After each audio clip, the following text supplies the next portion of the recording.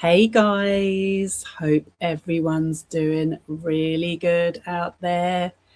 It's go to your own research. It's another hot night, so I'm afraid I've got the fan on. I hope you can hear me okay. So tonight, I had heard about another smear website, and it's someone in the music industry. And I thought, this looks a bit familiar. So it's a different format to some of the ones we've seen before. But I just thought the idea of it and the fact that this person is connected to a lot of the same people that if you haven't watched my channel before, I have talked about a lot, is very interesting. So I was going to do a live stream about it, but then I heard that this story about Travis Scott had come out. And he might actually be connected to this website as well, because he definitely knows the person who it's about. So this story just came out yesterday. I did want to go live yesterday, actually, but we got locked out. I have so many tabs today. Actually, before I start, I just wanted to show you something really weird. So the last live stream I did, yeah,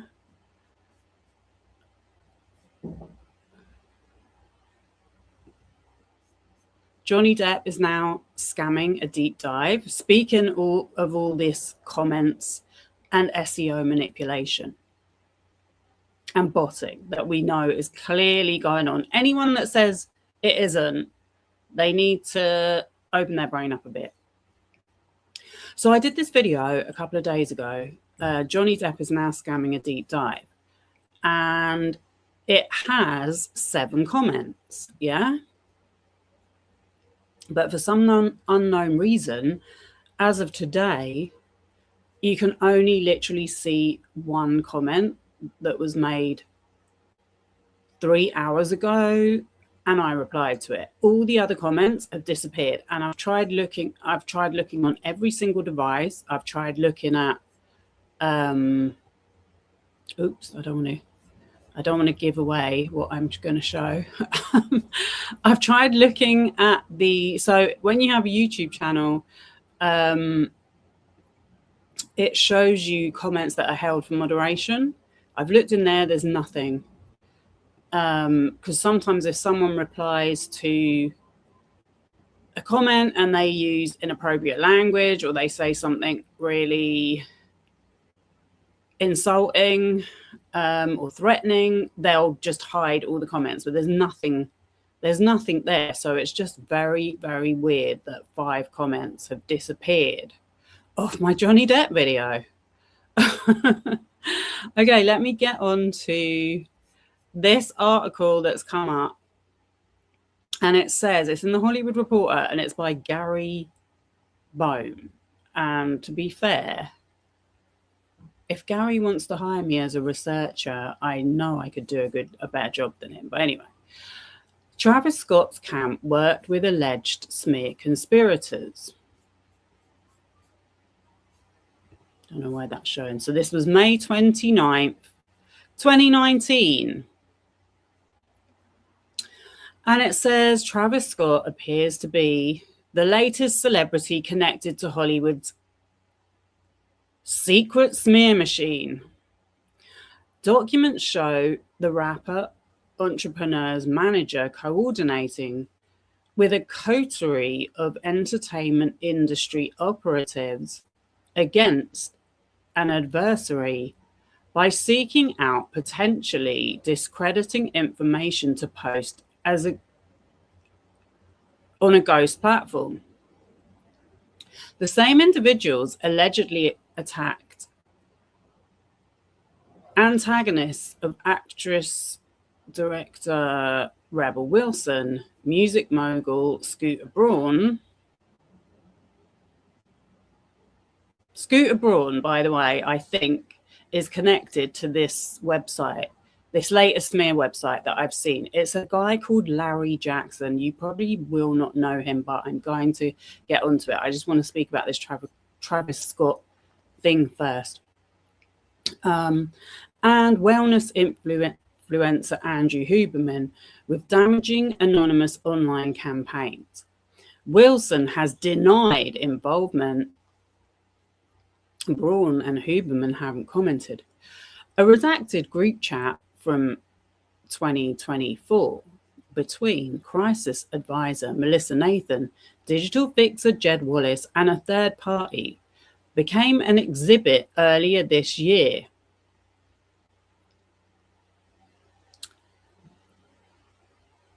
Was it this year or last year? I knew that Travis Scott was in these messages in August 2025. I'm not sure whether David Stromberg's name was mentioned. Maybe that was this year. But they talked about Travis quite a few times and about being on legal calls for him.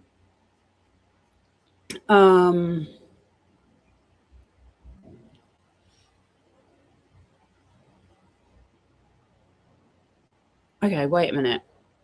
A redacted group chat from June 24 between crisis advisor Melissa Nathan, digital fixer Jed Wallace, and a third party became an exhibit earlier this year in a court case filed by publicist Stephanie Jones. So, yeah. But we already knew Travis Scott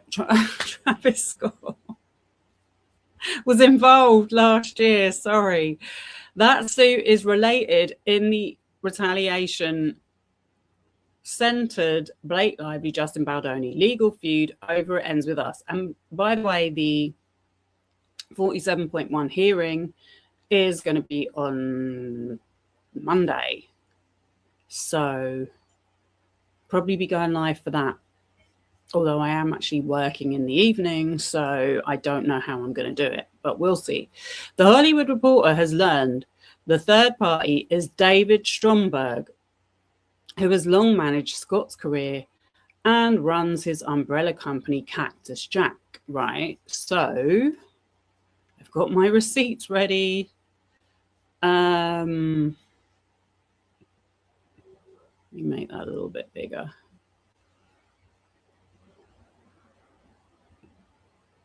Okay, so this is from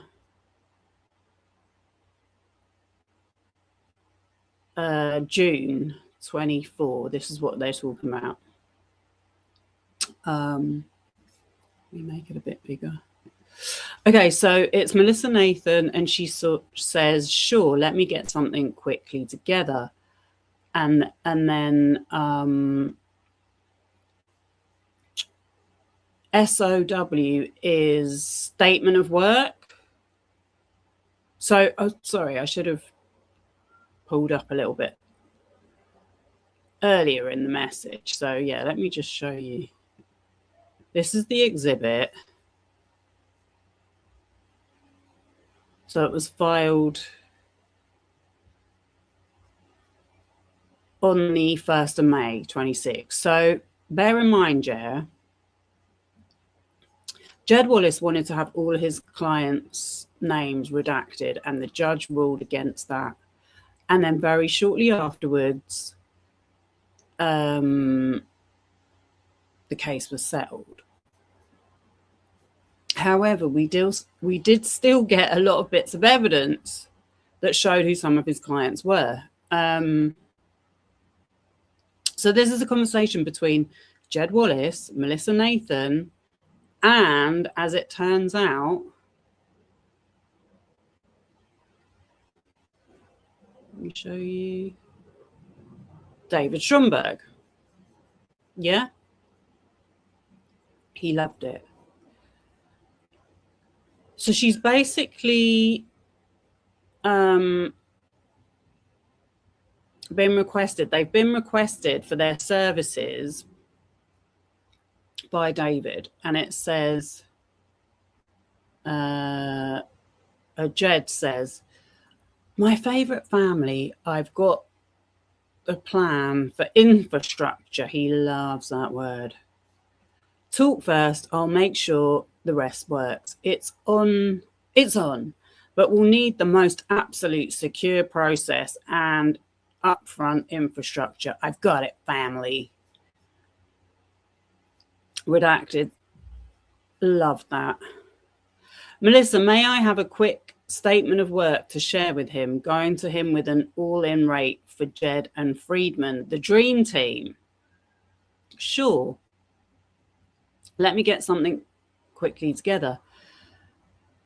Statement of work. Manage multi-part strategy, legal, crisis, PR, media, digital, using strong media relationships. We will work with full team to create new stories, headlines, and to show the lengths of extortion over the time period. Work with legal to ensure all and any statements and any storylines are approved from a legal standpoint. Creation of statement if needs be. Serve as incoming team for all media inquiries solely for this matter. Work alongside digital team to use any materials for placement. Oversee forensic team. The forensic team that Jed said didn't exist. He said it was just puffery in his deposition. Who will initiate searches ASAP on the other party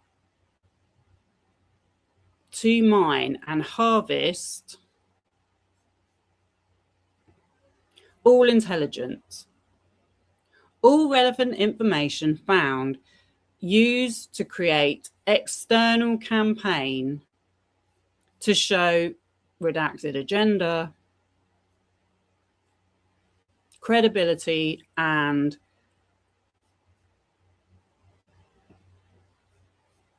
point friendly reporters towards this redacted platform we create. Have the full deep things team, deep fringe teams working on digital and physical investigation elements, including law. Maybe if I collapse that, I could actually see the whole page. Including law enforcement. Have the full deep fringe, use our team of specialists to build all the digital, Reddit, X, 4chan, Discord, etc. messaging to trend and dominate in clients' favor. Part of this scope will be to rebuild important relationships with legal entities, judge and law enforcement, both domestically and internationally. So then they are making a joke about how the band is back together. That's the dream team of Brian Friedman, Melissa Nathan. Brian Friedman is a litigation lawyer. Jed Wallace is the digital fixer. Melissa Nathan is the owner of Tag PR. And then here she says, we never disbanded. Jed, can we confirm when we will go with it ASAP?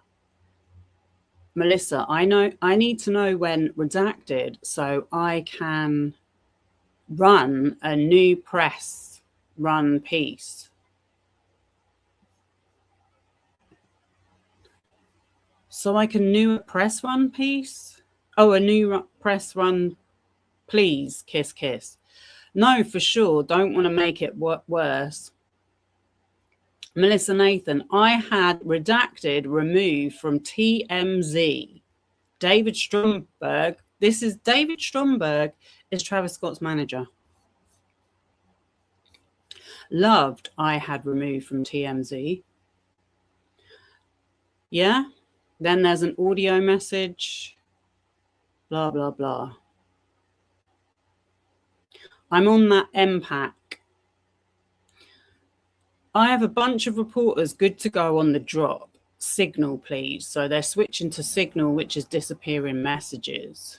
So speaking of Stromberg, I've got a picture of him.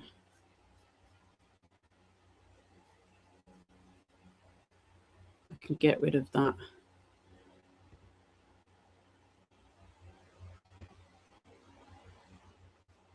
Yeah.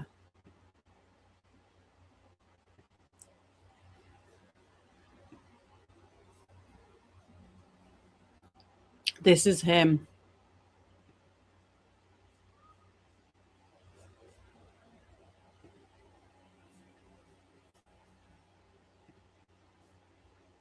That's him with Travis. Yeah, he's been his manager for years, and they own this brand called Cactus Jack, which is a clothing brand that did a collab with Dior. But what is really disturbing about this is that how they have been marketing Travis Scott to children. So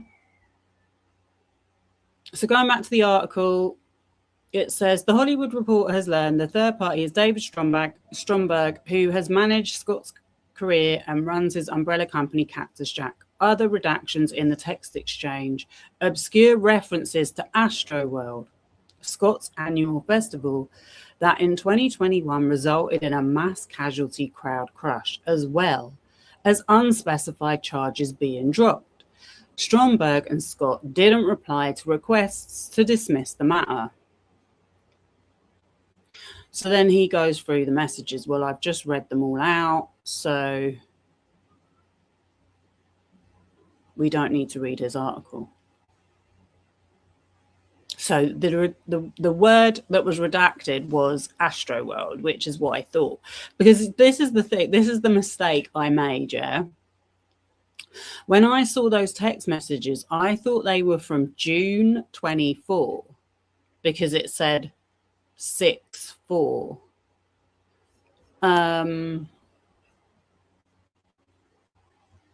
But I think they're actually from April, because when I searched what happened in April 2024, bear with.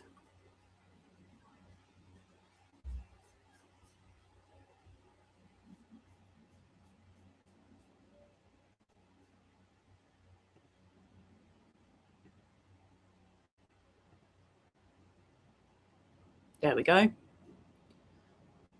Okay. I can start closing some of these tabs. So I've got so many that I'm like, it gets really hard to move around. Right, that's better. It's a bit more manageable now. Okay, so yeah.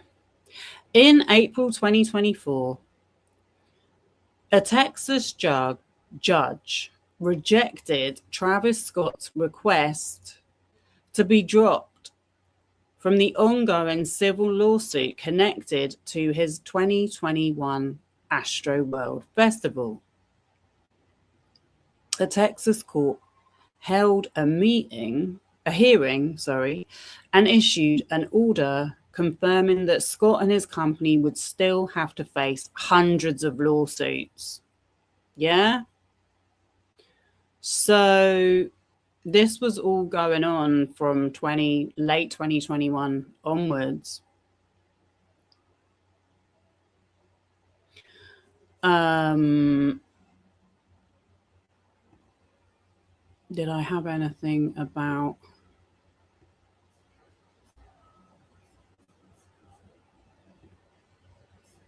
the lawsuits up.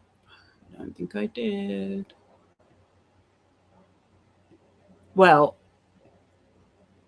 there were 10 people that sued him.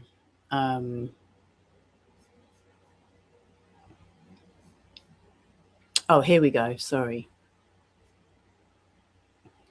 This is from April 25th, 2024. Travis Scott must face Astroworld civil suits, judge rules. First trial set for May 6th. Weeks after approving Drake's request, Drake is also Melissa Nathan's client, to be dropped from civil litigation filed over the Astroworld tragedy. The presiding judge has rejected Travis Scott's own dismissal motion. Harris County District Judge Kirsten Hawkins just recently issued the relevant order.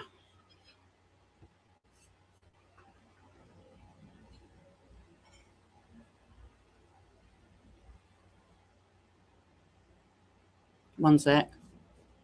Hey, Kayla. Good to see you. You should play his apology video. I know. It was so dreadful. It was, do you know, I didn't realize just how bad this guy is until I did my research this afternoon. I've never liked him. I have never liked him. But Jesus, the amount of times he's beat people up and got away with it. And then gone on to be like a promoter for Roblox. Minecraft, is it? For children, and McDonald's. It's just unbelievable. He's pretty scummy. Acts like a spoiled brat, 100%. So I seen the police footage video of when he got arrested in Miami on the yacht, which is just pathetic. But they must have flooded the internet with that footage because it's on so many different channels. And I think the reason for that is because he's actually not violent. He's actually put in his place by the police and he has to totally back down. But basically, he's on a yacht and he's gone over his booking time, and it was obviously not him that booked it. It's not his yacht. Someone's obviously booked him that yacht to entertain or do whatever it is, probably shoot a video or something. And and the cleaners have turned up because they want to get it ready for the next booking, and he's refused to get off. And then he started like being abusive to them, so they've called the police. He's a total idiot. Anyway, let me not get too distracted. I was going to turn my camera off for a sec.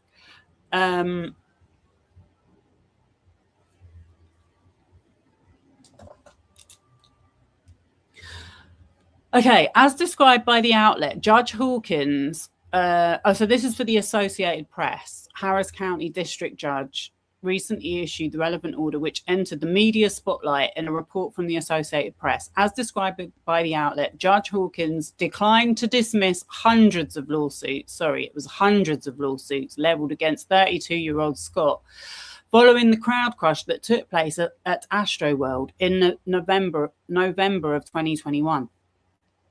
The best video I have seen on that Astroworld came out last year, and it was by a girl that actually went to it.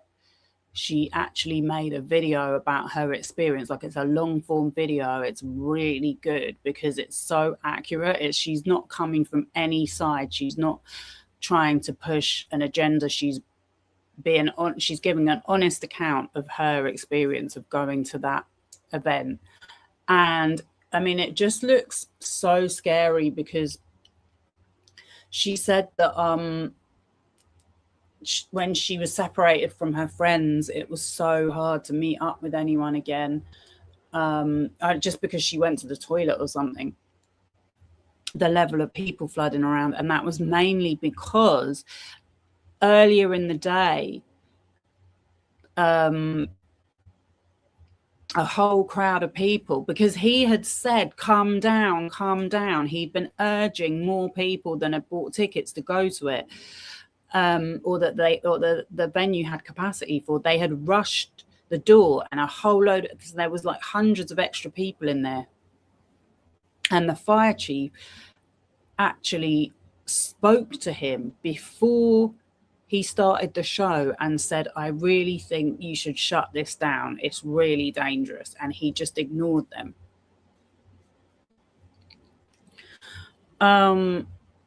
The unfortunate occurrence resulted in hundreds of injuries and 10 deaths, ultimately spurring a multitude of complaints as well. Defendants, including Live Nation, have settled certain of these actions during the past 30 or so months, but a number of the lawsuits are unresolved. At the intersection of that point and Scott's remaining a party to the litigation, a lawsuit submitted by the family of Madison Dubisky, who perished in the tragedy, is set to go to trial on May 6th. The action will mark the first Astroworld-related suit to receive a trial. Furthermore, Arnold and Itkin's Noah Wexler, a self-described fearless trial lawyer, an attorney for the family of Dubisky, has claimed that Scott showed a conscious disregard for safety at Astroworld 2021. While a grand jury decided against handing down criminal charges, the final police report on the matter appeared to place a substantial portion of the blame on Scott and his team in terms of how long the show continued after the crash began. Given the far from positive optics of the deadly episode and the many multi-million-dollar settlements Arnold and Itkin says it secured to date, it will, of course, be worth closely monitoring the trial's outcome. Separately, it was only in late March that Scott scored a legal victory in a different Astroworld complaint, filed this time by Sony Music-backed Ceremony of Roses. A global media branding, design and events company, Ceremony of Roses, had been tapped to provide attractions for Astroworld 2021. Owing to the profit split nature of the deal, as well as the festival's abrupt end on its first day, the company was seeking damages stemming from the setup costs. Finally, regarding Scott's ongoing litigation, February brought a copyright infringement lawsuit against him, Metro Boomin, Sony Music Publishing and others over alleged unauthorized samples. According to the plaintiffs, a track entitled Bitches was incorporated without permission into two works released by Scott, 6-year-old Stargazing and the newer Till Further Notice, the last song on 2023's Utopia. So Utopia is going to come up again. You can see why these people work so hard in covering up the truth. Because I remember when this Astroworld tragedy happened, most of the coverage was focusing on the satanic symbolism, and there was a lot of talk about whether Kylie Jenner saw it and that kind of thing. And obviously these are distractions. These are distractions to take the focus off his part in it. And his manager and people like Melissa Nathan and Jed Wallace, they literally have no moral code. They have no moral standard. They have no ethics. They are prepared to go online and downvote comments where people are trying to tell the victim side of the story, people that died, just so this guy could make his concert look really good. That's what this is really about. Got another comment.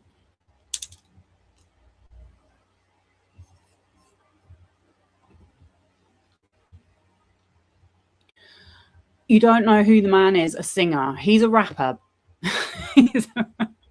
He's a rapper, not a very good one. That's why I'm not really I don't really follow him, but yeah, he raps and jumps around the stage a lot. I couldn't really tell you one of his songs. And he is still active as a musician, quote unquote. But you know who he works with? Kanye West and another extremely abusive man, Playboy Carti. This is what we are left with in the music industry these days, unfortunately.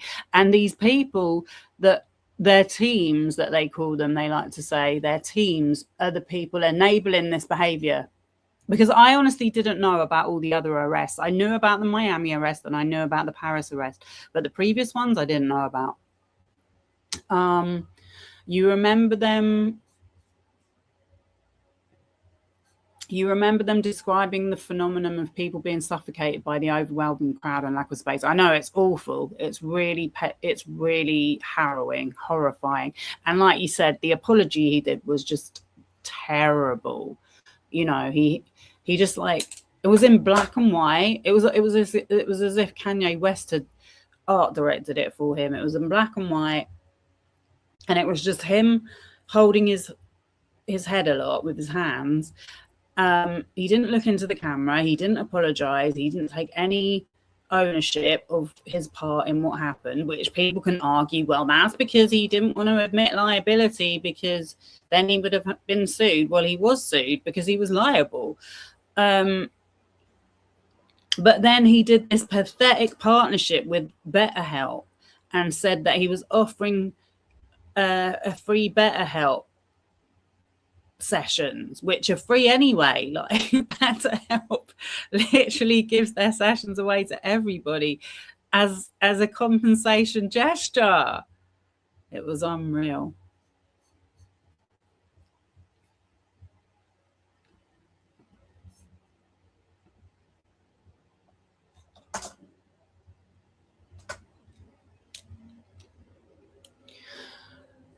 You like Antidote, but that's about it. You think it's I think it's a bizarre Kylie Jenner. Oh, you think it's bizarre Kylie Jenner has 2 kids by him, of all people? I know. I mean, I don't know what she's thinking there. Well, that's a whole nother issue. That's a whole nother story. But also, I was looking up earlier today because I remember there was this like story that I heard about a few years ago about this girl called something Rowe. My something Rowe. My young sweet Rowe. Sorry, young sweet Rowe. And I was like, I wonder if they made that go viral to try and distract from all of the stuff that he's done. Okay, let me show you another exhibit quickly, right?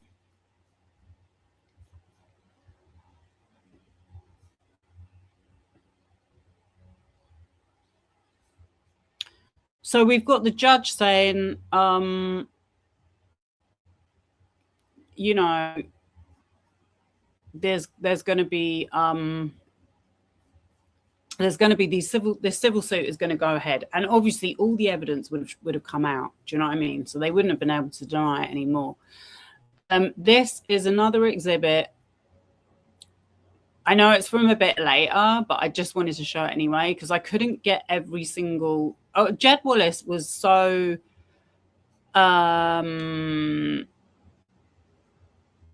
what's the word I'm trying to think of? He tried so hard to not show his evidence, yeah.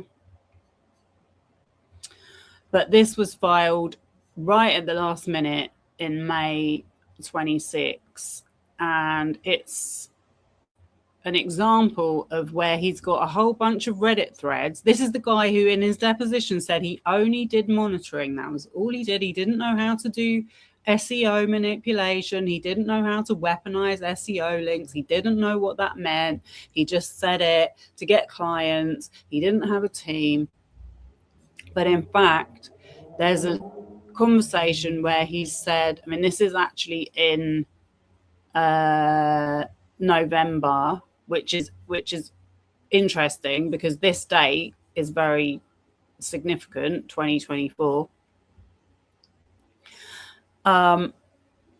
It's the day before they announced that Travis Scott was going to be doing Coachella 25. So he's saying, the reason I'm showing these specific links is because they were all created in the last 20 minutes, 60 minutes, sorry. Or so. It is constant and everywhere. I don't know if this is about Travis Scott, by the way, but I'm just showing it anyway because this is his method of working. There's some redacted stuff, but it gets buried by whoever is running the opposition campaign.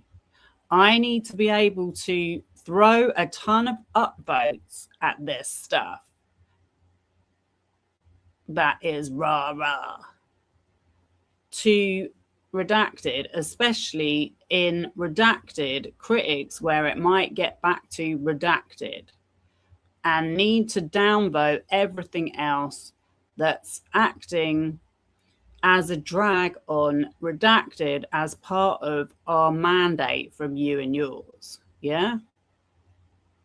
So that's how these things, these stories get so big on Reddit, because people like him who are working for musicians that are responsible for deaths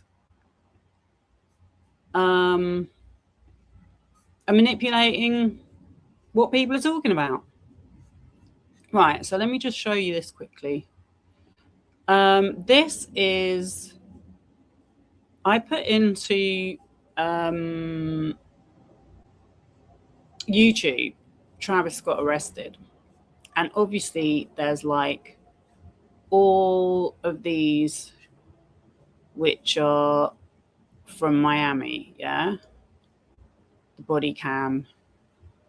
Travis Scott flips out after getting kicked off yacht in Florida. And there's other stuff from Jed Wallace about, you know, clipping and making like short videos and all of that. But then if we go down a bit, then we've got like, so this was in, I think,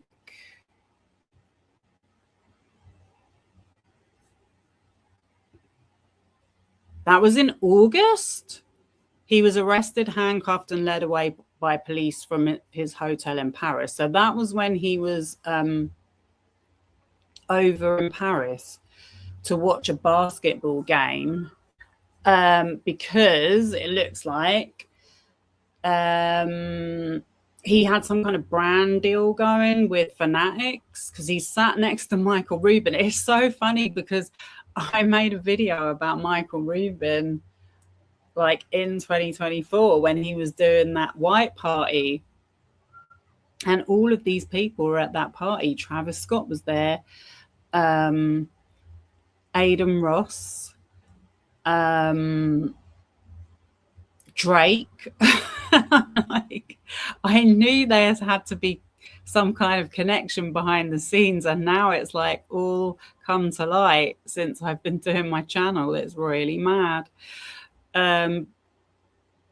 Yeah, because Michael Rubin is sat next to him on the basketball court and they're watching this game. And then what's his name? Kai Cenat as well, the streamer, is trying to harass, well, he's not trying to harass the police, but he's saying to the police like, oh, you've got to let him go. There's my video came up in the search. It's mad. Right, so I hope I'm going to find it.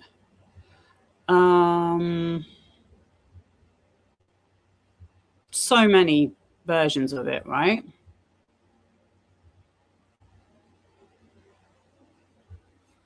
Then you've got the Paris altercation. Travis Scott arrested in Paris. Shocking footage. Then I saw this one. Travis Scott arrested for inciting a riot 3 years ago.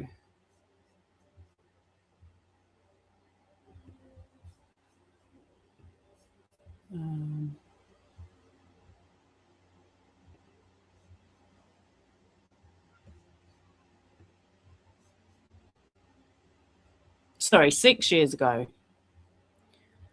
May 2017. Travis Scott arrested for inciting a riot. TMZ Live, yeah? There's another one, though. It gets worse.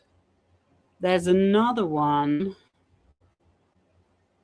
But you just wouldn't know because there's so many postings of this Miami footage that you just wouldn't even see this one. To the point where I'm wondering if it was on a different page. All right, let me try arrested NYC. Right, there it is. So this one was also 6 years ago. Travis Scott accused of punching man in NYC club. That was on the, oh, sorry. It was on the 1st of March, 2023.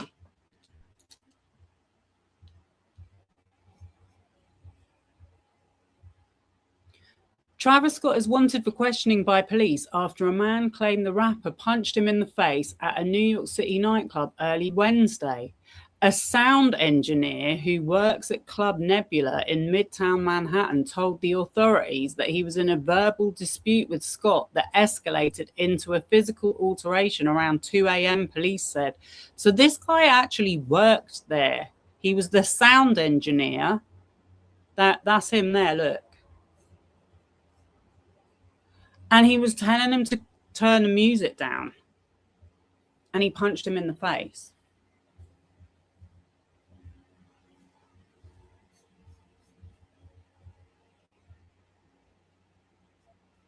So this guy just doesn't know how to keep himself out of trouble. It's actually crazy.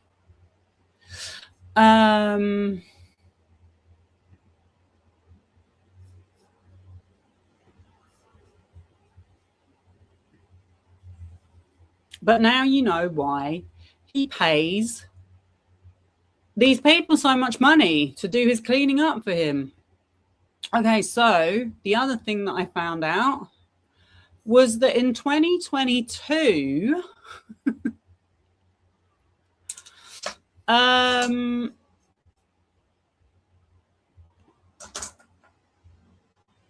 just getting some water.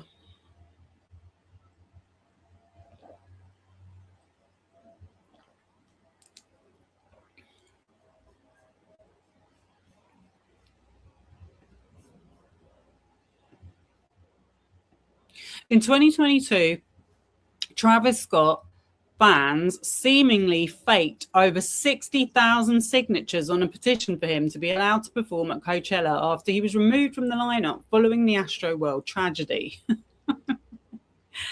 I just can't believe that all of these guys have used the same methods to get where they are. Him, Drake, Logan Paul, Aiden Ross. The petition was found to contain, and Mr. Beast as well. The petition was found to contain fraudulent signatures which were removed. Our team discovered that the petition had produced several fraudulent attempts, which forced a complete removal of the petition. A representative for Change.org informed BuzzFeed News.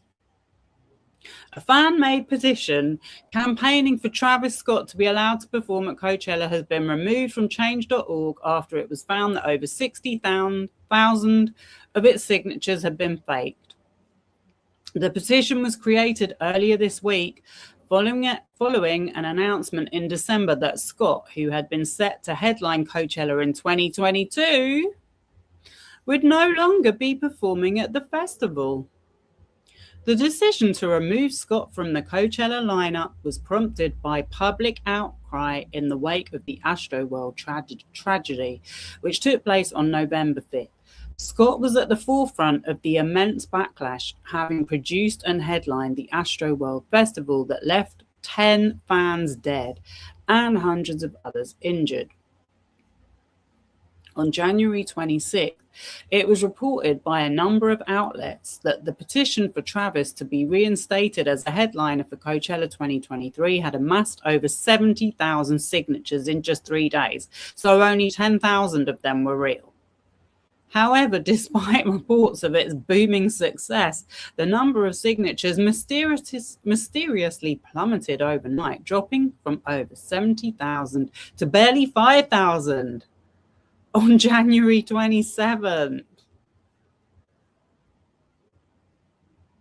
Supporters in the petition comments section expressed their confusion after the sudden drop in signatures, with some asking Change.org to provide an explanation.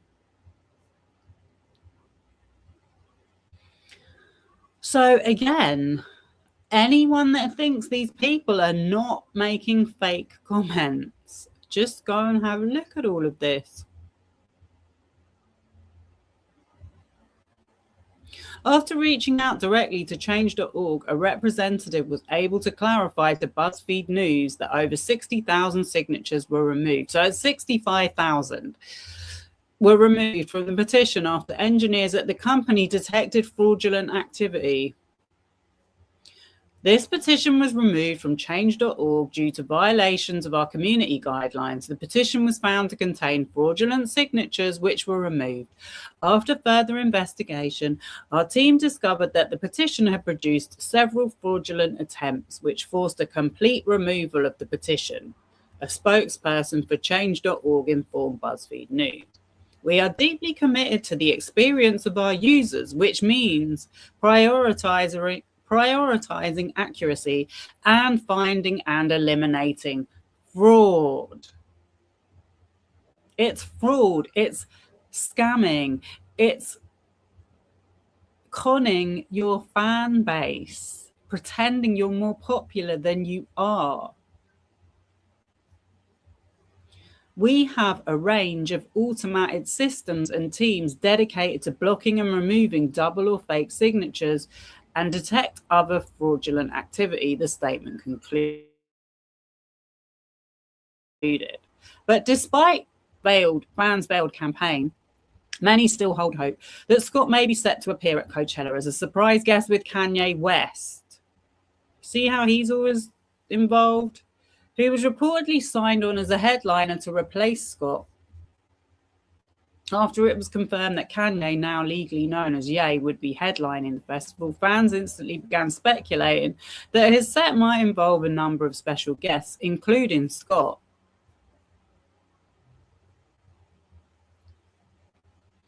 Not only are Scott and Ye linked by their respective connections to the Kardashian-Jenner family, but a guest appearance from Scott would not be the first time that Ye has shocked fans by endorsing musicians who have been, in his words, cancelled by the public.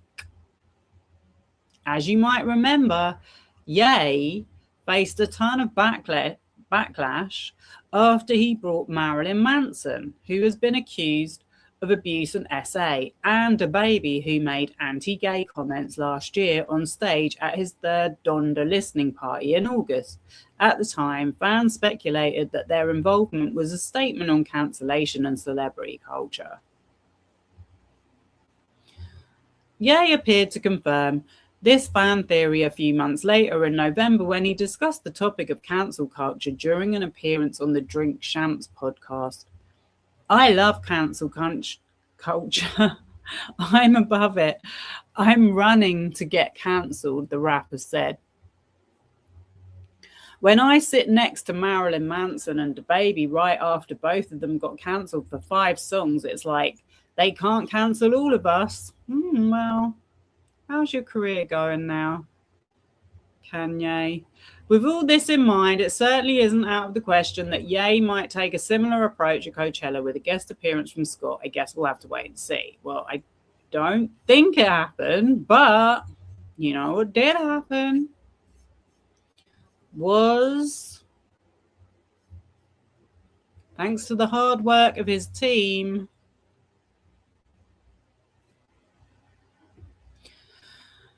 in November 2024. So that Reddit, that message I showed you from Jed Wallace that was sent in November,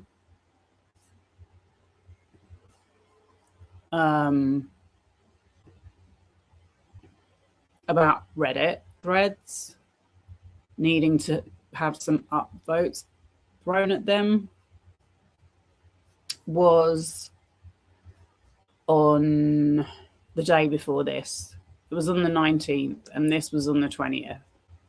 I mean, as I said, I have no way of telling whether it had anything to do with it, but I did have a quick look on Reddit. It does say, Travis Scott to officially headline Coachella 2025. And then there's like a lot of comments about his album and absolutely nothing about anything to do with the tragedy. So yeah, 20th November 2024, Travis got to debut new chapter during 2025 Coachella performance, I'm Coming.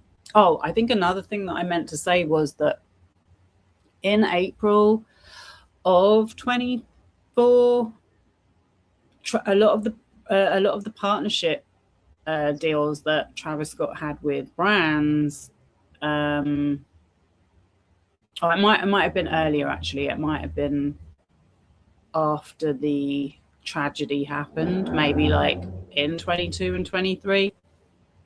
They cancelled their arrangements with him. They cancelled their contracts.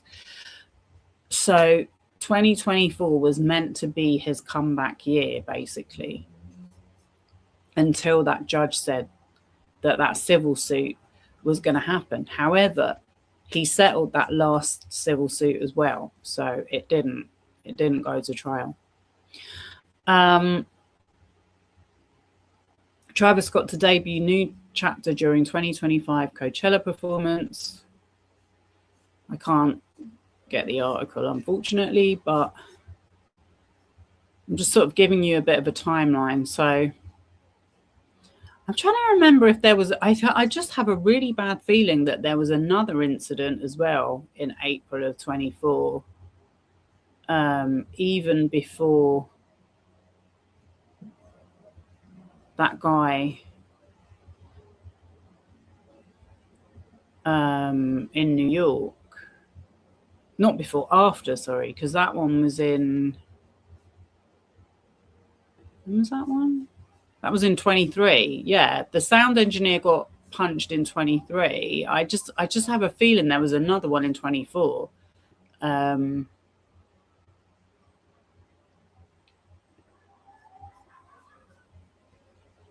So, I mean, as you can see, they're very busy. They are very busy trying to clean up this guy's image online. Did I read all of this? In mid-April 2024, Scott's legal team agreed that he was not responsible for safety planning or managing the crowd, despite these arguments. Oh yeah, I read that, sorry, right. Other notable 2024 events.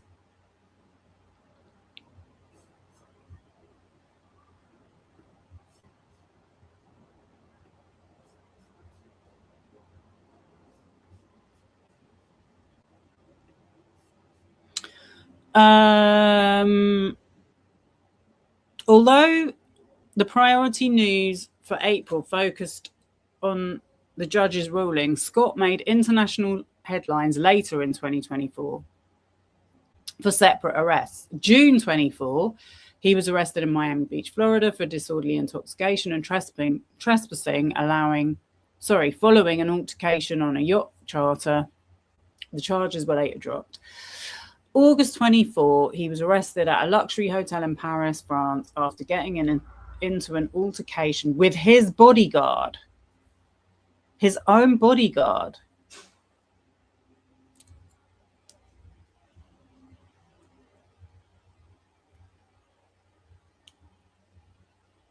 Because there's a lot to keep up with. And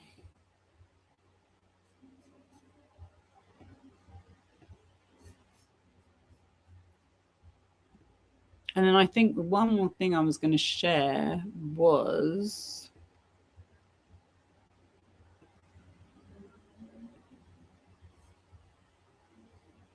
oh yeah, so this was another message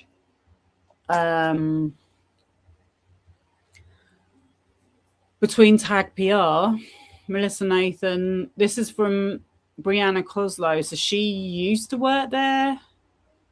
Carolina Hurley does still, I think. And this was from December 24. And Melissa Nathan is saying, Alex and I jump into a crisis call for Travis with Alex Spiro now. Now, what's funny about Alex Spiro is that he's Jay-Z's attorney. Like, you know, the other day I was like, I don't know why these people all have the same attorney teams. But you know what else is even madder, right? So I have a few more live streams lined up that I'm going to be doing. But, you know, I've been saying that Jay-Z is suing Tony Busby, the guy that is representing Alexa Nicholas in this same Blake Lively case, an adjacent side lawsuit, which I personally don't think is going to go anywhere. It's not in the Hollywood Reporter article anymore. But yeah, so you would not believe who is now representing. You would not believe who's now representing Tony Busby, because that case has now moved to SDNY and it's scheduled for next year, but they're uploading stuff on the docket. So I was going to do like an update about it. Guess who has asked to appear pro Hack Vice? Only, oh my God, what's her name? Camille, the woman that represented Johnny Depp. I was like, no way. It's so wild how they all use the same attorneys. And Melissa Nathan is always talking about, what's her name? Camille. Kai is the Mr. Beast of Twitch. Well, he's managed by Mr. Beast's old manager, Reed Disher. And I mean, I noticed that it kind of seemed like, I don't know why Mr. Beast left his old manager, but it just kind of seemed to me like Reed would get him to like promote all the new people, and then suddenly they'd get bigger than him. So maybe he was getting pissed off about that. I don't know. But I definitely noticed that Kai Cenat joined Night Management just before Mr. Beast left, and they had done a collaboration together. The baby got more heat for being homophobic than he did for assaulting a woman. Well, I mean, none of these things are good, but yeah, I mean, I just think the violent assault, I think there should be I don't know how they can just get away with it time and time again, and then wonder why people end up with like catastrophic injuries from these people, you know. And clearly he's he's got a drugs problem and a drink problem as well. If you watch that Miami video, he is out of his face. But homophobia, women, black people, Muslims, Jewish people now apparently, all targets anyone but an abusive man. Camille Vasquez, thank you. I can't believe I forgot it. Yeah, Camille Vasquez has entered the chat she's entered the docket of the Jay-Z versus Tony Busby. And I think Alex Spiro represents him. He might have a different legal counsel for this case now, but Alex Spiro went on TV, went on NBC and defended him against Busby. So it's just mad. It's all mad. Right. So I've shown that.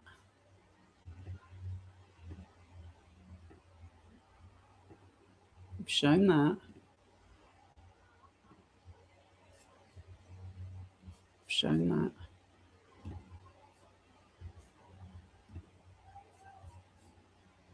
I've shown that. That's what I'm on. I've shown the Reddit threads. Okay, so moving on. Oh, okay, let me just show you this quickly. So Adin Ross is connected to this as well. So Adin Ross is managed by David Stromberg as well as Travis Scott. Yeah, which I just found out today. But I'm like, well, I already know that Jed Wallace has been working with Adin Ross for a long time. He wrote a letter in support of his dad. So Adin Ross has been done for financial fraud several times. And Jed Wallace wrote a letter to the judge in his last case saying that he shouldn't go to jail because his son was such a great guy that has so many Twitch followers. This is so weird. He wrote a serious letter to the judge. I'm not even joking. And on that same day, Adin Ross was working with Andrew Tate.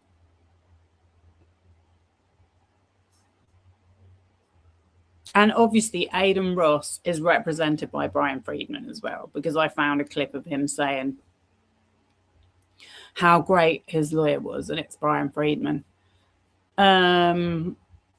So it's just really, really crazy, this whole network.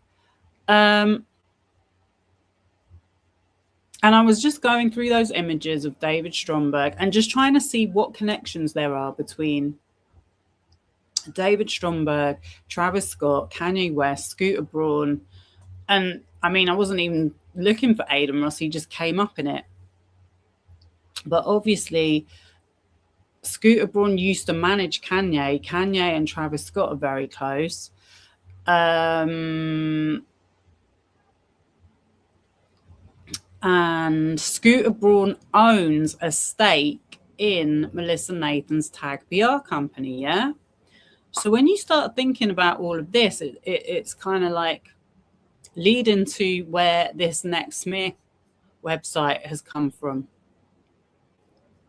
which I'm just going to show you in 1 second, because I was trying to work it out. I was trying to be an online sleuth. I was like, I wonder who's behind this website, because the guy who it's about, he doesn't even know. He's suing them as Jane Doe's.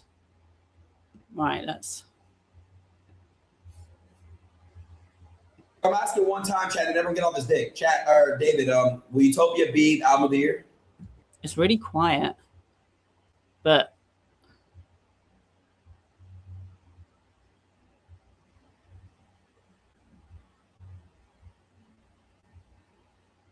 oh, it's on the max. Let's try it again. I'm asking one time, Chad, did everyone get off his dick? Chat or David, will Utopia be album of the year? Dude, I'm here for Aiden Ross.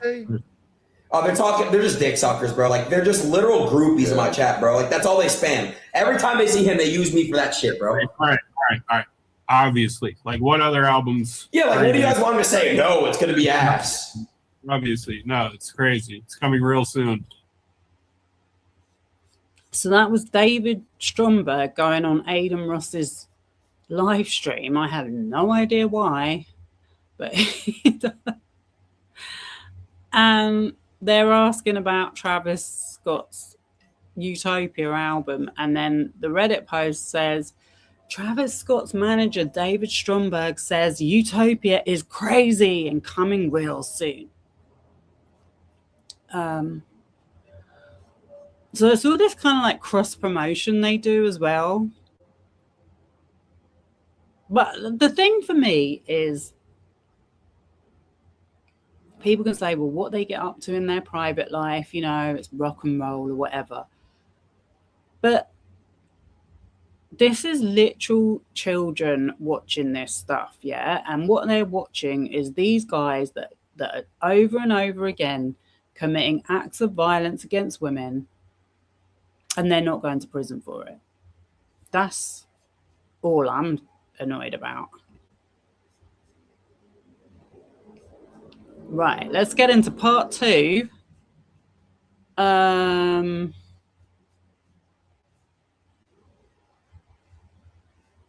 it's on Rolling Stone, but I've got it on a free version. So I'm afraid you're going to have to put up with the adverts. So it says Kanye West label boss sues to unmask figure behind defamatory websites. Story by Nancy Dillon 2 days ago, yeah? So that's the guy. Oh, you want to see the website? This is the website.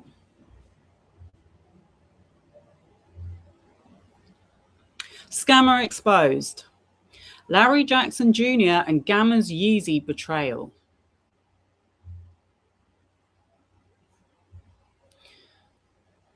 Leaked messages prove how Larry Scamson Jackson and Gamma Music Group faked sales, botched clearances, sparked label wars, and left Ye fighting alone while they scrambled behind the scenes. So it's called LarryJacksonExposed.com.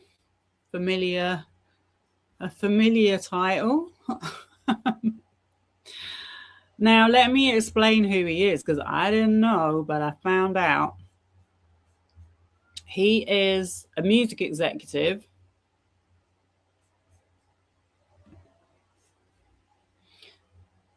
who used to be very high up at Apple Music, yeah? And this article was from, I think it was from when was it from?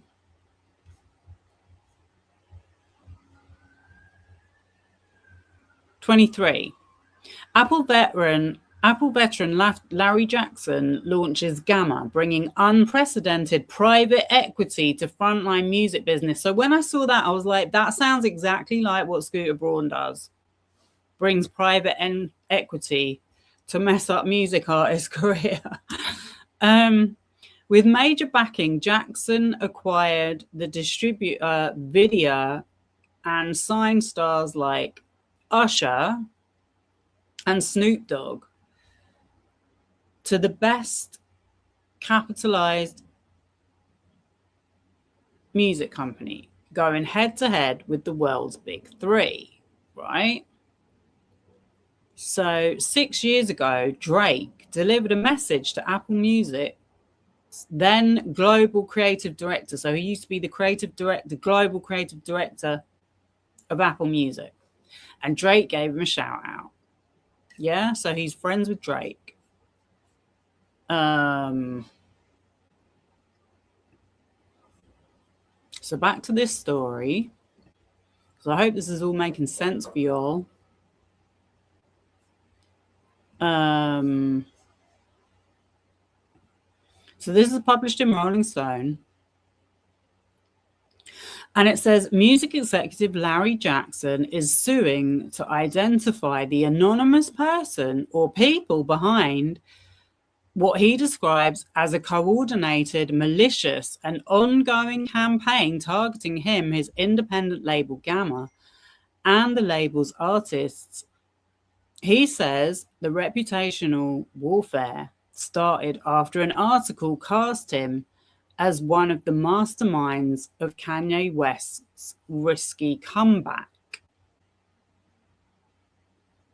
So I was thinking to myself, In the 12-page complaint filed in New York and obtained by Rolling Stone, Jackson says that shortly after Bloomberg published its story on April 23rd, an unidentified figure launched the websites LarryJacksonExposed.com and GammaExposed.com.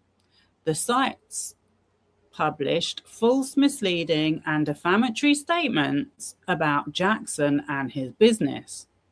The complaint says, including an allegation that he used bot-generated purchases to artificially inflate sales figures for Bully, the latest album by Kanye West, now known as Ye. I mean, I'm not sure whether this is defamatory, but the website is it's not very complimentary.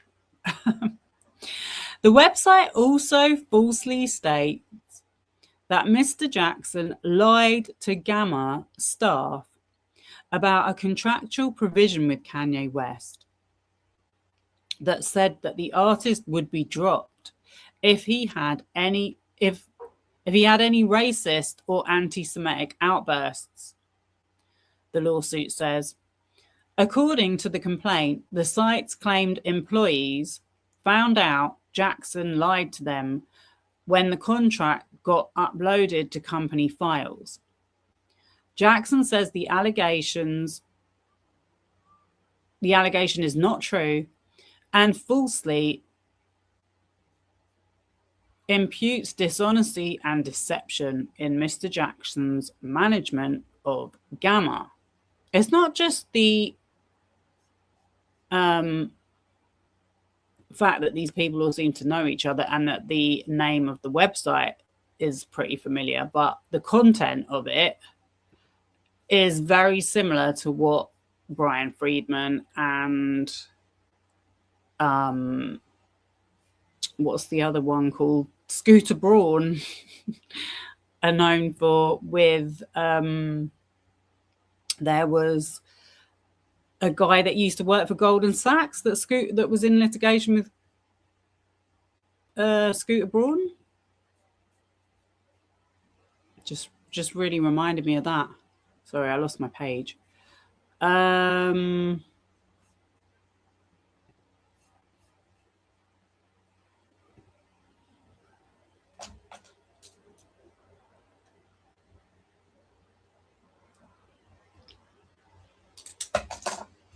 You don't think Aiden Ross is loud on Twitch anymore? You know what? I found out earlier that he had a break. He had a long break, and I was like, I have a suspicion that Jed Wallace it's got to be something to do with recovery treatment or something. I don't know. I just feel like that has got to be something to do with his break. But I looked it up a long time ago, but I couldn't find anything. But that's what Jed Wallace does. Oh, by the way, let me just show you this quickly, because I thought it was really funny. So I don't follow Kanye West anymore. I've long since ceased to be a fan or support anything he does. Having previously been a huge fan of him, I worked for him. I was always defending him to other people. Little did I know. But he apparently released an album with this guy on his Gamma network. And I just came across this article and it said, exclusive, Kanye West hammered for featuring Michael Jackson impersonator in new music video. And I'm like, they've got a picture of him. And I'm like, I'm sorry, does that not look like Corey Feldman?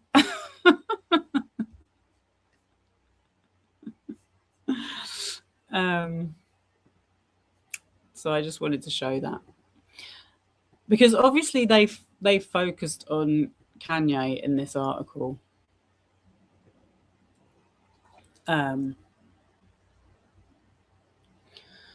Right.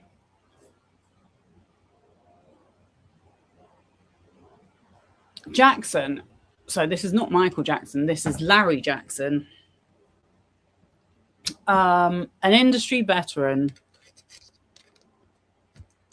who produced music for Whitney Houston and Jennifer Hudson before he joined Interscope, and later served as global creative director at Apple Music, says whoever was behind the alleged attack also used a coordinated network of bot accounts on, let me show you the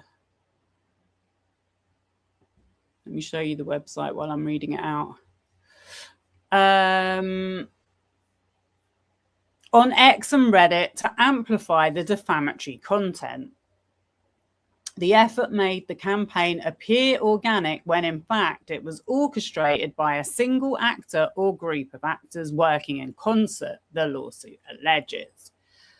Jackson, who declined to comment for this story, says the alleged smear campaign has caused him substantial harm. He says his company tried to investigate the websites, but they found they were part of a network that masks the true hosting origin server IP address. Jackson says he needs the court system to help identify the alleged perpetrators, likely through subpoenas. You see, all these people that were complaining about free speech and having their privacy invaded. Well, that's all well and good until someone makes a website about you and you want to know who it is. The new lawsuit is similar to one filed in 2022 by the band All Time Low to unmask 3 anonymous individuals who claimed in social media posts that group members sexually harassed or assaulted teen fans. The band eventually dropped the complaint, saying their investigation proved the claims were false and damaging online rumors. Well, I don't know about that one, but I'm like, how many of these blooming websites are there? Jackson's claims also echo allegations in the ongoing legal battle between Australian actress Rebel Wilson and producer Amanda Ghost. In that case, Ghost claimed that smear websites were launched against her by the same crisis management firm that became embroiled in Blake Lively's legal war with Justin Baldoni. Gamma and its artists are being subjected to a new and insidious form of corporate interference and harassment unique to the social media and artificial intelligence age, in which anonymous actors deploy bot networks to astroturf a false narrative into the public consciousness without even a semblance of truth or accountability, Jackson's lawsuit says. Gamma has no choice but to fight back, not only for itself, but also for its investors, business partners, employees, and artists against those who would weaponize technology to destroy reputations and livelihoods behind a veil of anonymity. End of article.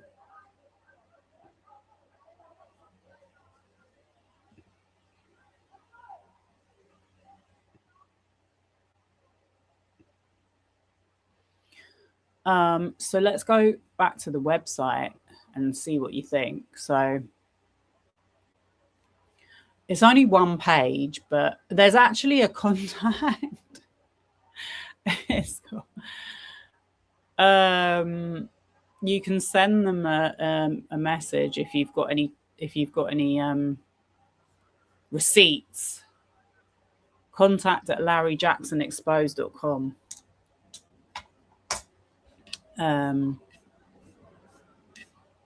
So yeah, it's one page, and it's got I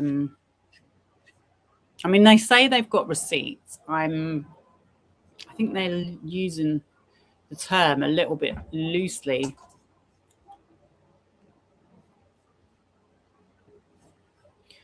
My camera back on. Hey, Ghost Cat.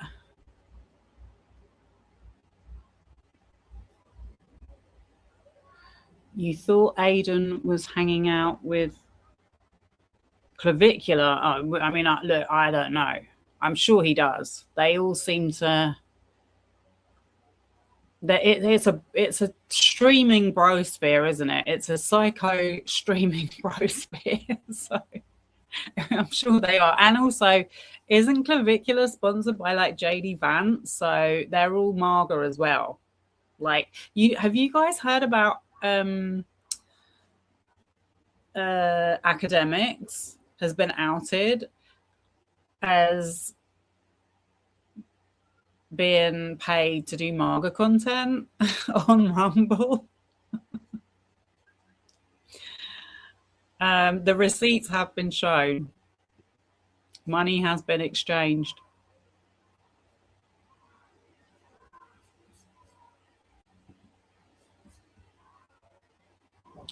Fame engineering, it's called. Fame engineering, yeah. It is fame engineering. Found one, actually stumbled across one via search terms used. It was actually exactly as Jed said it was, untraceable and disturbingly plausible denied. Yeah, I know, right? To be fair though,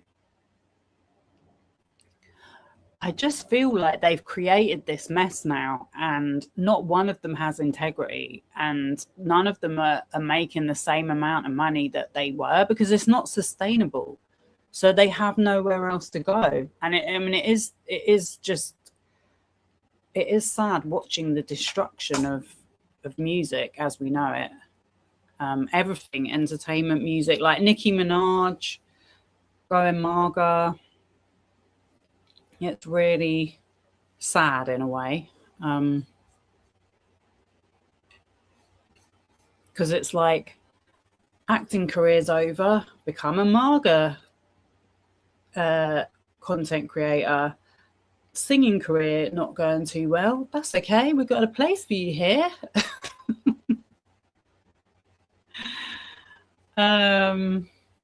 Anyway, I can't wait to do my Jay-Z Busby video, because I'm gonna show you a bit of stuff about what's the face, Liz Crokin, because I didn't realize how long Liz Crokin has been, and she is another scammer, by the way. She's raised $52,000 on her GoFundMe. But yeah, she's been running this story against Jay-Z for years, and Beyonce. Right, so leaked messages prove how Larry Scammer Jackson and Gamma Music Group fake sales, botched clearances, spark labels, and left Ye fighting alone while they scramble behind the scenes. 1 billion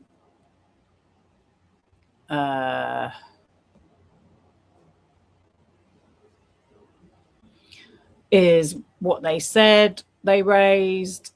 What they actually have left is 10 million. So they're saying he's spent $900 million on himself, and he's got nothing to show for it. Larry Jackson paid for a billboard front cover claiming he raised $1 billion. Internal sources say Gamma is down to its last $10 million.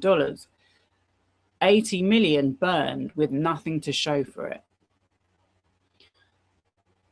Larry Jackson positioned himself as Ye's partner at Gamma. Instead he created a perfect storm: fake billboard promises, clearance disasters with Atlantic, So they're talking about sample clearance, which has been an issue in hip hop since the beginning of time. A lot of artists, when we used to have integrity, would refuse to have their music sampled. I mean, it's kind of similar with what's happening with copyright now. It's like when you just milk everything to death, there's nothing left. There's nothing left. There's no water left in the well. Full Office panic when the numbers came in. When Sexy Red's manager showed up with LA Crips Muscle, Snoop Dogg had to intervene. So Sexy Red, I know she's done a collaboration with Drake. None of these new female artists are doing too well these days. The company burned through 80 million of a reported 100 million raised, most of it on private jets, luxury lifestyle, and vanity PR, including a paid Billboard magazine front cover, falsely claiming a 1 billion fundraise.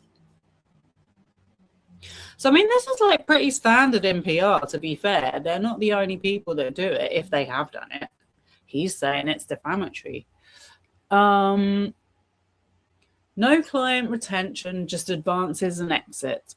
Every established artist, scammer, touched, made a quiet exit after one project. The pattern never changes. Usher. These are the people that have put out stuff on this platform. Mariah Carey, French Montana. I mean, French Montana, like, does anyone still listen to him? Even when he was big, because didn't he go out with Khloe Kardashian as well? Four Bats, never heard of him. Rich the Kid, I have vaguely heard of him, but I don't think he's very good. Every receipt, every failure. Larry and his wife, Stephanie Suganami, aka Stephanie Shepherd, have deep Kardashian ties, with Steph being Kim Kardashian's ex-assistant. She has become a very important agent in keeping Kanye under Kardashian control. Larry's partner, like Youssef, has grown increasingly frustrated. He knows this is all Larry's fault and is tired of being undermined by Larry in all decisions.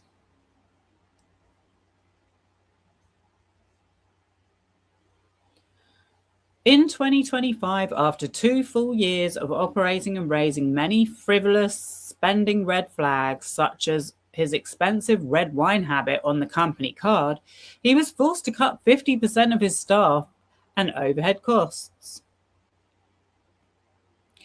It's funny that he's left this website up, actually. Otherwise, we wouldn't have anything to talk about. Any deals or payments over $500,000 must receive board approval. At comparable major label structures, executives do not need corporate approval until deals reach over $1 million. Mariah Carey is a good person. She has not allowed her team to rip her away from Larry too quickly and publicly. However, her team is still upset due to the fake D2C purchases that were made for her album. What's D2C? Direct to consumer. Direct to consumer purchases that were made for her album. So sales, actual sales. She was upset about the fake purchases, getting caught, and his consistent attempts to overstep into management affairs.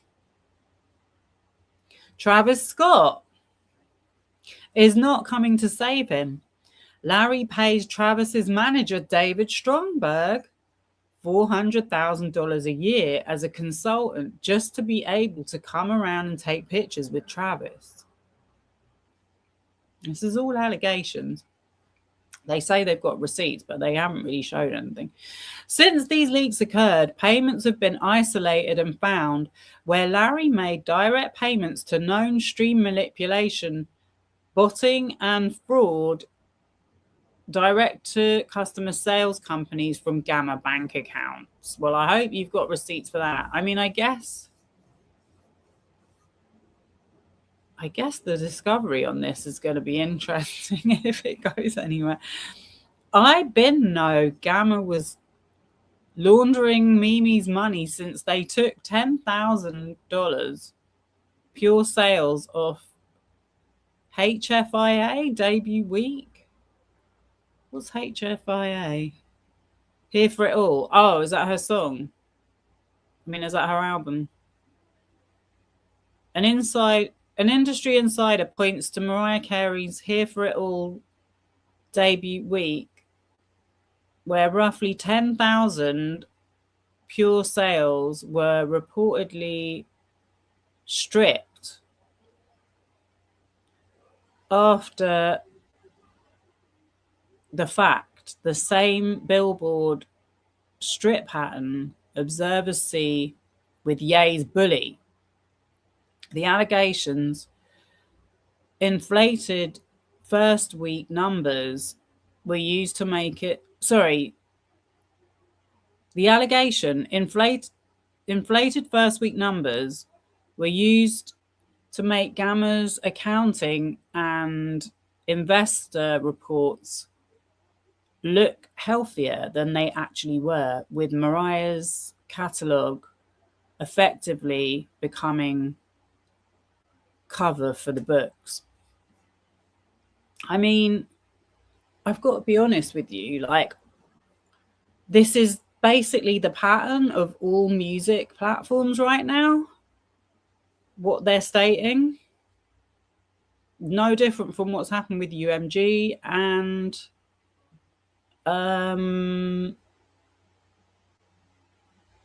because I did my research. I looked up who their rivals were. Hybe. Everyone is unfollowing and leaving Gamma. Mariah already left. Usher doesn't follow him. Rich the Kid, 4 bats neither. Biggest investor Todd Bowley's team closely monitoring Larry. They are aware he's committed streaming fraud and closely monitoring spends and releases. Performance have become suspicious. Well, actually, sorry. Drake sued UMG for, well, he alleged that they had used fraudulent methods of inflating Not Like Us numbers.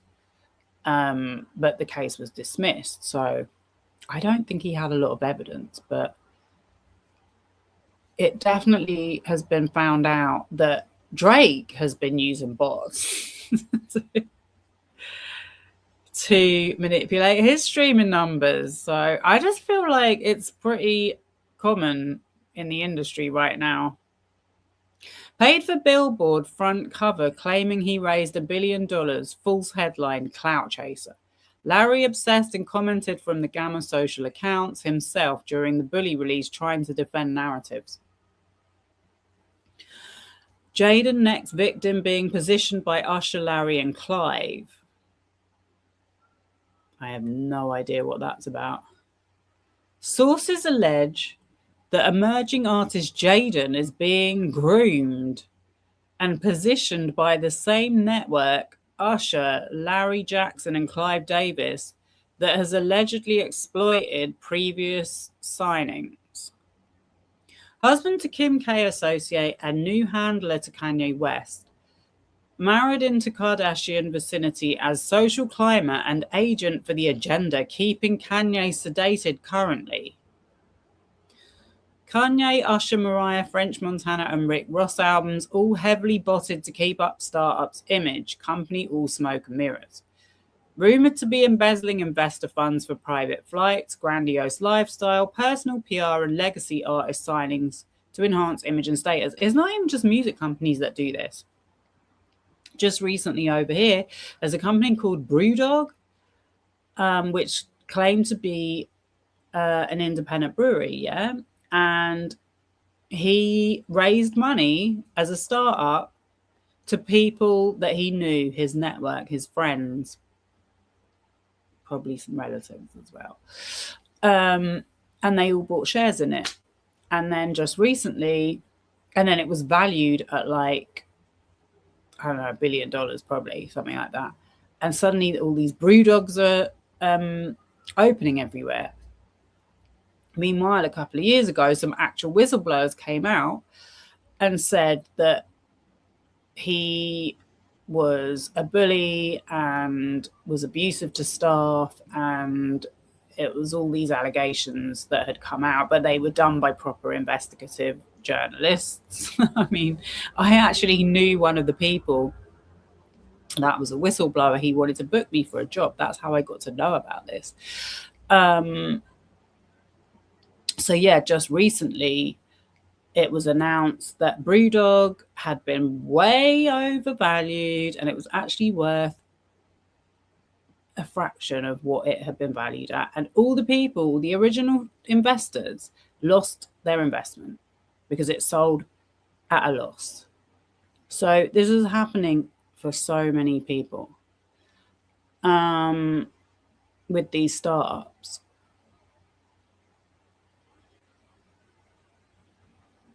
Did I read that one?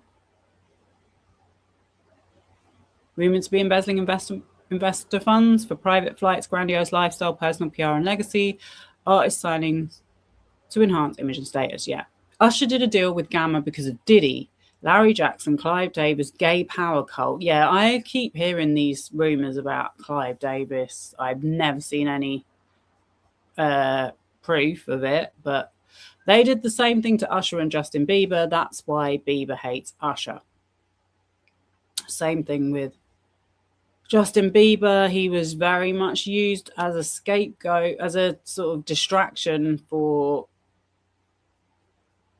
loads of content during the Diddy trial, the build up to the Diddy trial. Nothing ever came out about it. Made it to the top doing gay sexual favors for Clive Davis. The best asset at Gamma is the video purchase. Video staff hates Larry because he undermines them for his priorities of high-profile, unprofitable artists for clout, while they have only grown the company and create profits. Company morale is low since acquisition by Scammer. Paid Frank Ocean millions for a project he can't get him to deliver. Investors and board members confused. Executive Boo Tyam, who signed Forbats, was also very unhappy with the company and left. Larry blocked their ability to sign with OVO and Drake. Drake enters the chat. Established artists and success stories such as Usher, Mariah Carey, French Montana, Forbats, and Rich the Kid all have made quiet exits after releasing one project with the company, and Larry Jackson not delivering on results. There is no client retention because the company is just an advance and smoke and mirrors. But hasn't that been the story with record labels for years? Owner of Rebel Music, Yavie Sang, signed Sexy Red 4 years ago. Clear signs of nobody being happy with Scammer services.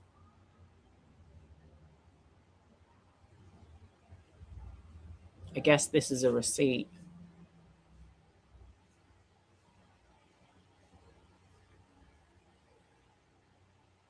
Larry promised his staff upon taking Kanye's project that he signed an agreement that he would be dropped if he had any racist or anti-Semitic outburst.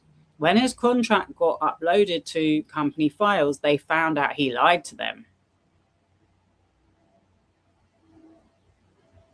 Oh, so he didn't have an agreement that he would be dropped if he made racist or anti-Semitic outbursts. Larry is down to his last 10 million of the 100 million he raised and using Kanye Bully to raise more money. But it didn't even do well. You can see on YouTube. You can see on YouTube the kind of numbers that Kanye West's videos do. Not like us. How many views is it on? Let me see.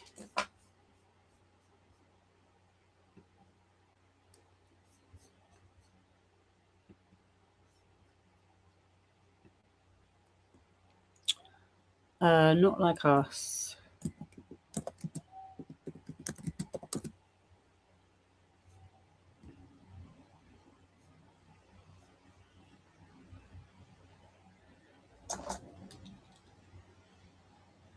It's on 473 million views.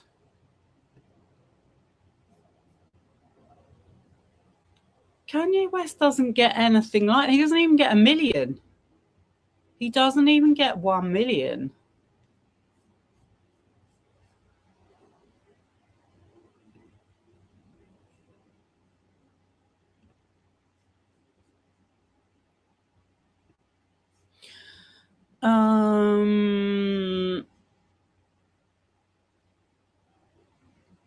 But might because the music's not very good.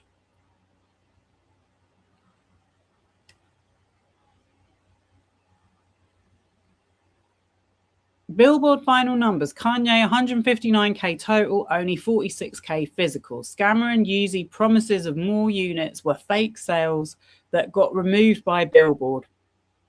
Scammer circling back here. Looks like the last minute Billboard bot fraud plan didn't work. Ye did higher numbers releasing independently.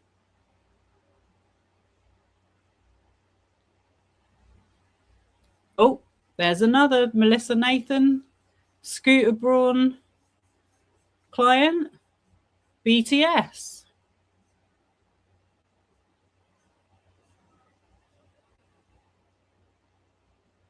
I guess because we declined to give hits our real numbers, they ran with something that served the system. Let's circle back on this in a couple of days. So this is a message from them, I guess.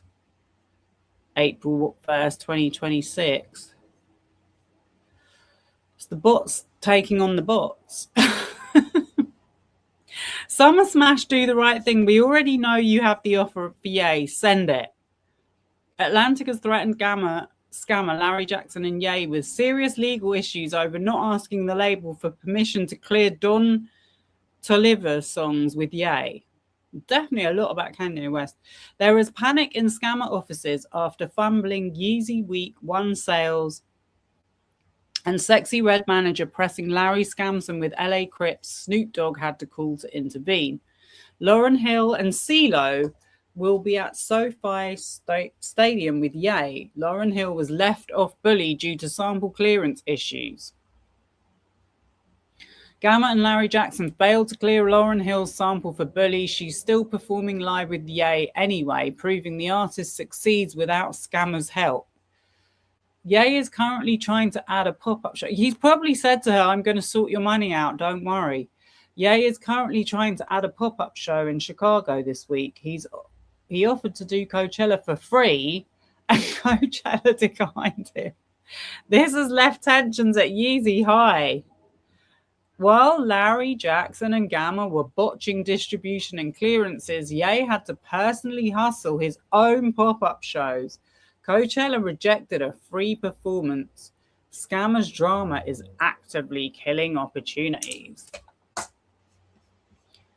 The Gamma playbook. I mean, this guy did work for Apple Music. He can't be completely useless, can he? What do y'all think?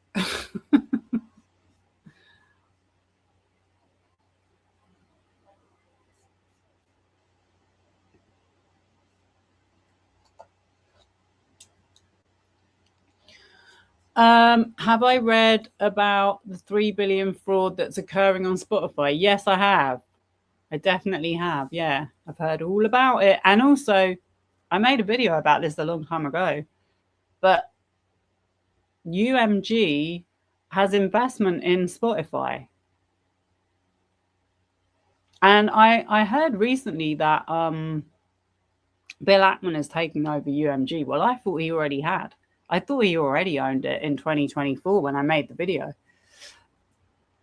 Bill Ackman is one of the most ruthless billionaire investors on the planet. He knows nothing about music.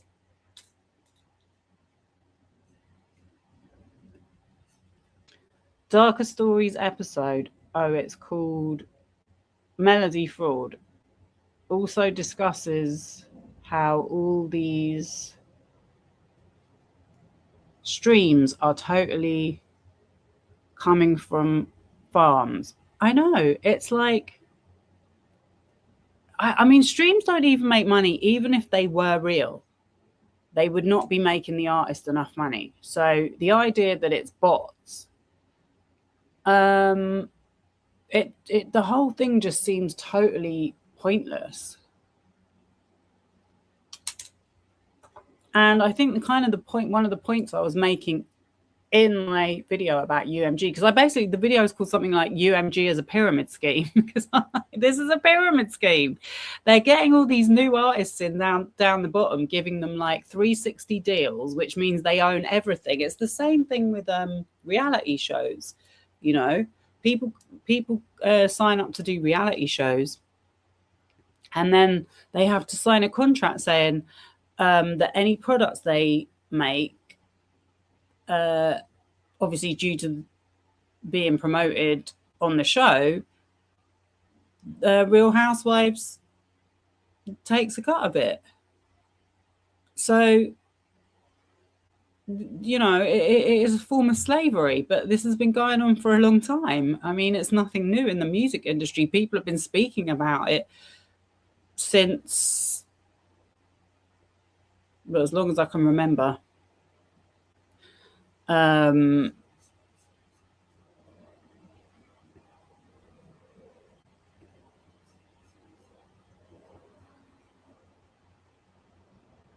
Okay, the Gamma playbook. Promise the world, deliver chaos, shift the blame.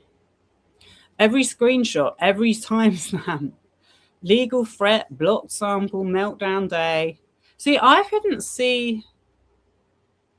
If you click on the links at the top, that doesn't give you the receipts. You know,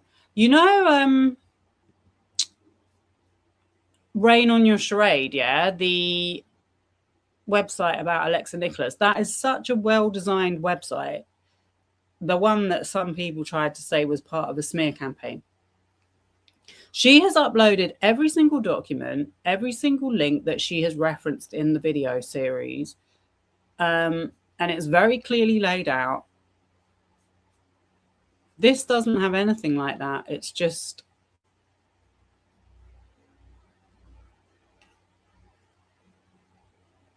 allegations.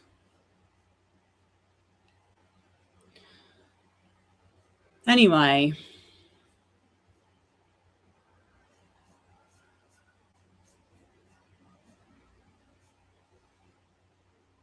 I think that's about it. I think there's another one, but I don't know. I think we get the picture. Anyway, so before I go, I did do a little bit of research because I was like, I just wonder if this has anything to do with Scooter Braun. And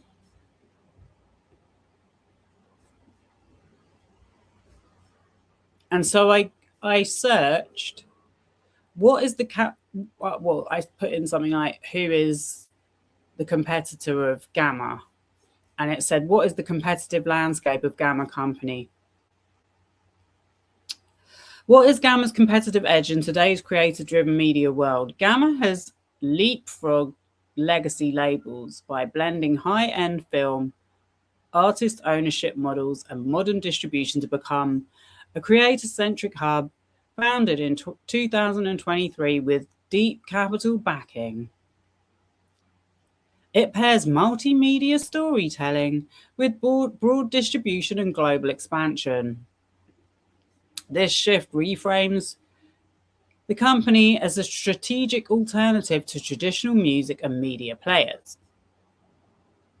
Positioned as a foundational orientation, Gamma connects creator pain points to new value propositions, owning IP across music, film, and live events, challenging rivals like DistroKid, while informing strategy with tools such as the Cypress to Canvas business model. So, because I was thinking, like, this has to be someone with a grudge. But then, Could it be Kanye? I don't know. I mean, he's more the kind of person that would just go online and say it. He doesn't need to do a website. And then obviously Drake was mentioned briefly. I can't see Mariah doing this. So its key competitive advantages are that it owns this distribution company called Vidya.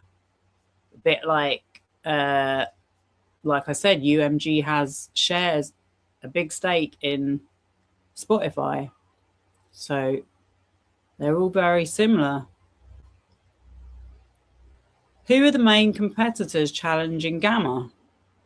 Major labels, UMG, Sony, and Warner control global marketing power and deep catalog assets. They set licensing benchmarks and negotiate large-scale sync deals.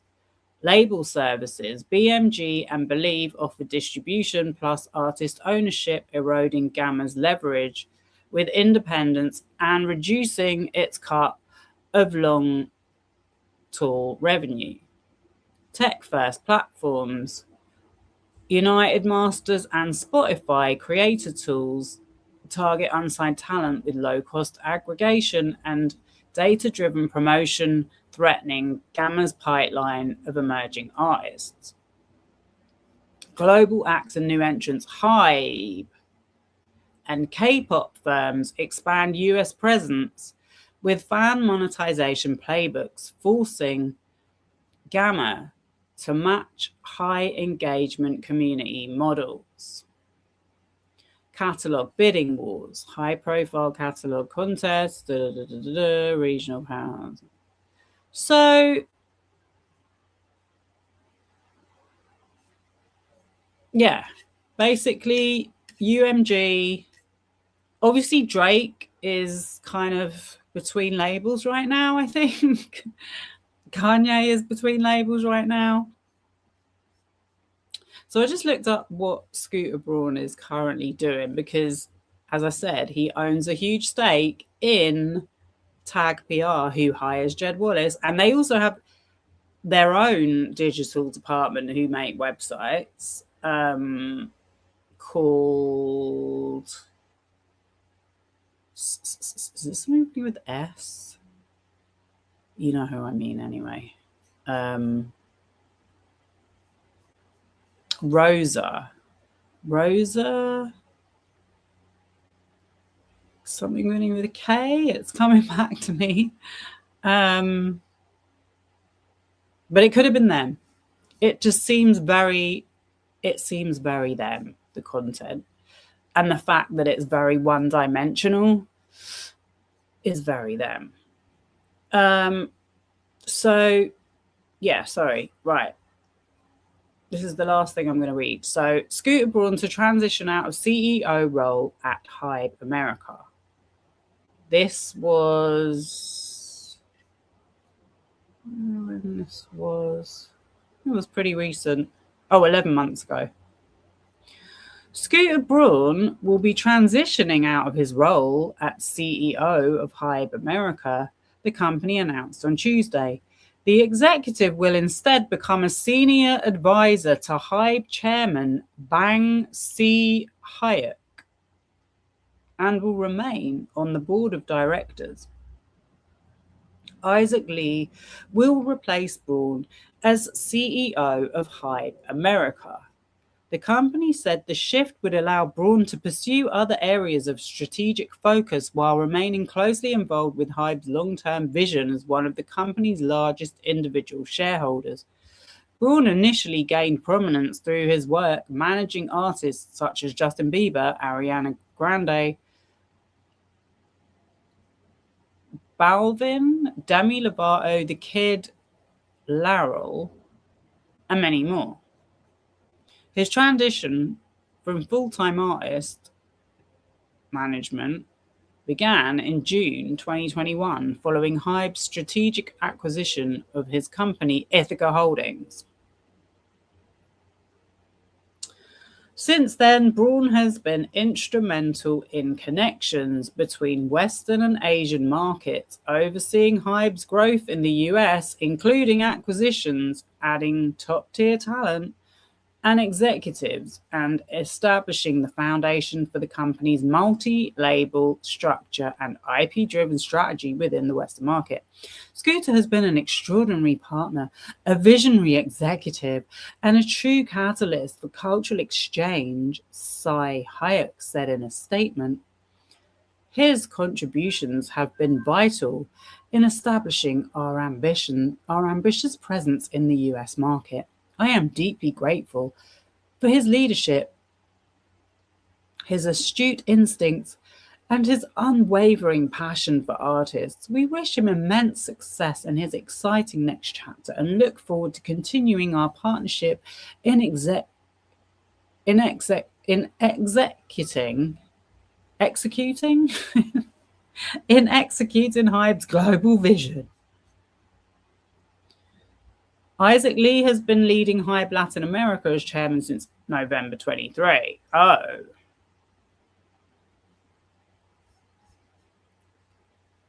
I wonder if Camilla was signed to them. In his new role as chairman and CEO of Hybe America, Lee will have oversight of BMLG in Nashville and QC Media Holdings in Atlanta, as well as remaining as chairman of Hybe's Latin America operations in Mexico, Miami, and Medellin. So that was from The Wrap. Yeah. I don't know. I think that was all I was going to say on it.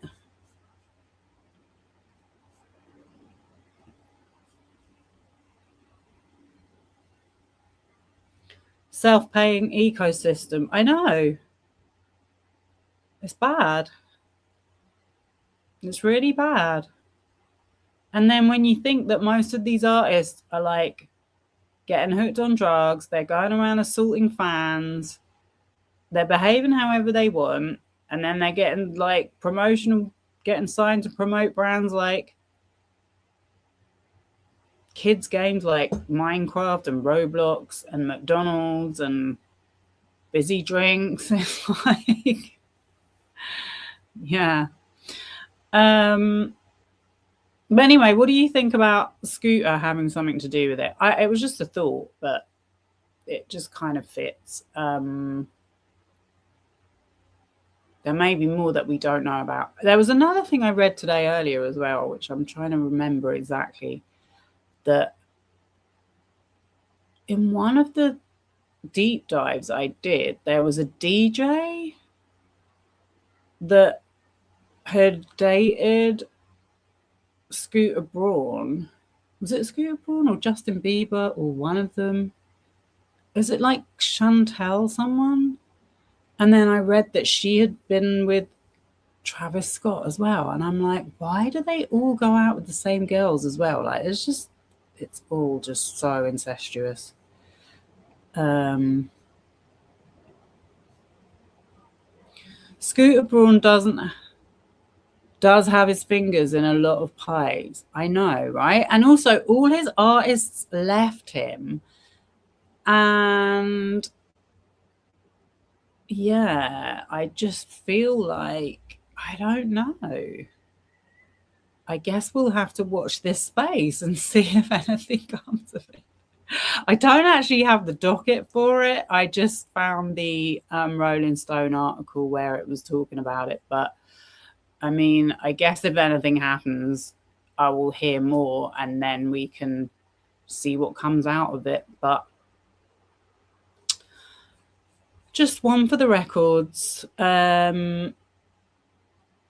Is he still creeping in the K-pop scene? Well, that was the other thing. Like the fact that screenshot said BTS versus Kanye's album is a little bit like, But you know, who knows? I'm just doing my research. So I may do tomorrow. I'm not 100%. Or if not, I will definitely do something on the June 1st hearing for 47.1. And we'll see what happens with that. Guys, thank you so much for joining me. I hope you enjoyed this. I don't think too many other people are talking about it. So spread the word. And don't forget to like the video if you liked it. And I'll see you soon. Bye.